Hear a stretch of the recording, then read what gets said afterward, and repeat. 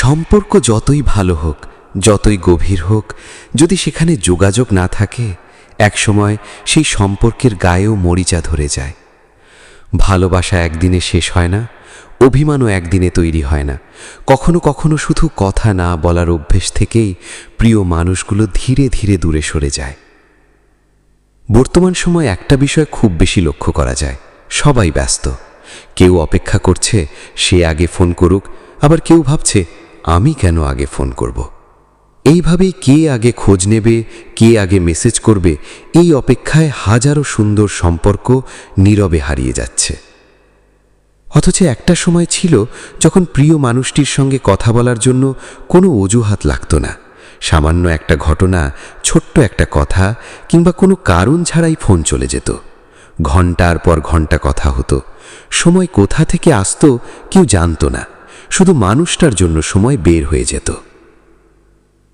আজ আমাদের হাতে মোবাইল আছে, ইন্টারনেট আছে, হাজারো যোগাযোগের মাধ্যম আছে, কিন্তু আশ্চর্যের বিষয়, মানুষের সঙ্গে মানুষের যোগাযোগটাই যেন কমে গেছে।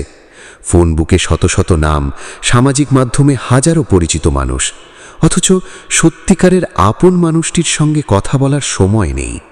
আর একটা কথা মনে রাখবেন, ছোট ছোট স্বার্থের জন্য বড় সম্পর্কটা নষ্ট করবেন না।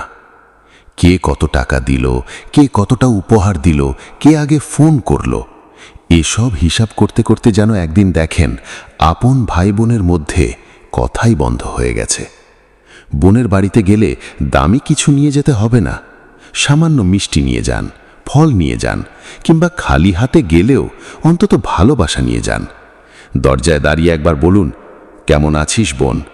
দেখবেন আপনার এই একটা কথাতেই তার অনেক দিনের জমে থাকা কষ্ট একটু নরম হয়ে যাবে। কারণ পৃথিবীতে অনেক সম্পর্ক তৈরি হবে, অনেক মানুষ আসবে যাবে, কিন্তু ভাই বোনের সম্পর্কটা শৈশব থেকে হৃদয়ের গভীরে গেঁথে থাকে।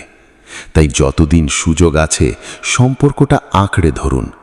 অভিমান থাকুক, রাগ থাকুক, ভুল বোঝাবুঝি থাকুক, কিন্তু সম্পর্কটা যেন না ভাঙে। কারণ সম্পর্ক একবার ভেঙে গেলে পরে মানুষ থাকে, স্মৃতি থাকে, কিন্তু আগের সেই আপনত্বটা অনেক সময় আর ফিরে আসে না। ভাই বোনকে হারাবেন না। ছোট ছোট স্বার্থ ত্যাগ করে এই পবিত্র সম্পর্কটার যত্ন নিন, যেন ভালোবাসার এই সম্পর্কে কোনো দিন মরিচা না পড়ে।